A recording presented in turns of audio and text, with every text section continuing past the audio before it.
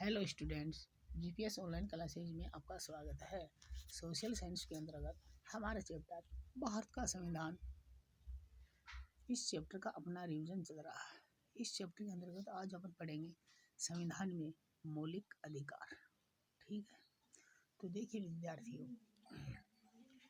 अधिकार व्यक्ति के विकास के वे दावे होते हैं जिन्हें समाज और राज्य स्वीकार करता है।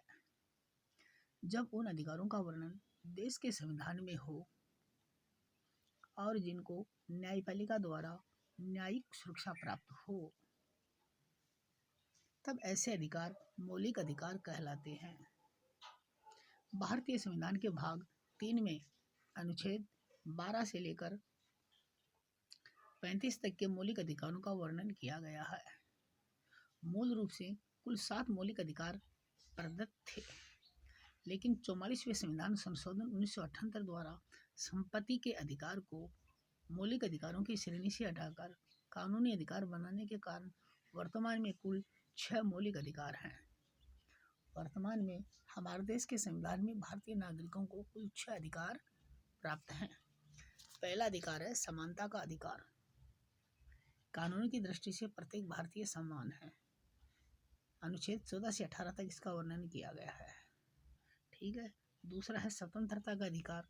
अनुच्छेद 1922, हम सभी भारतीय कानून की दृष्टि से स्वतंत्र हैं।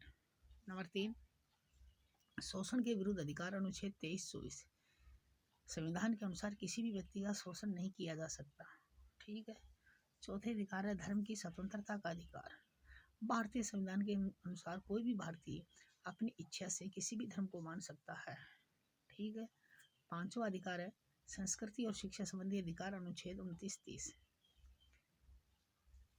प्रत्येक भारतीय नागरिक को अपनी संस्कृति और उसको शिक्षा प्राप्त करने का अधिकार है। छठा अधिकार है संवैधानिक उपचारों का अधिकार। अनुच्छेद 32 में यदि हमारे इन 5 अधिकारों का हनन हो रहा है तो हम ये जो छठा अधिकार है संवैधानिक उपचारों का अधिकार, इसके तहत इन अधिकारों को प्राप्त करने की कार्रवाई न्यायपालिका में कर सकते हैं। ठीक है। आज के वीडियो लेसन में हमने संविधान के मौलिक अधिकारों के बारे में वर्णन किया है। आज अपना ये चैप्टर कंप्लीट हो गया है। ठीक है विद्यार्थी, थैंक यू। नेक्स्ट अगले वीडियो में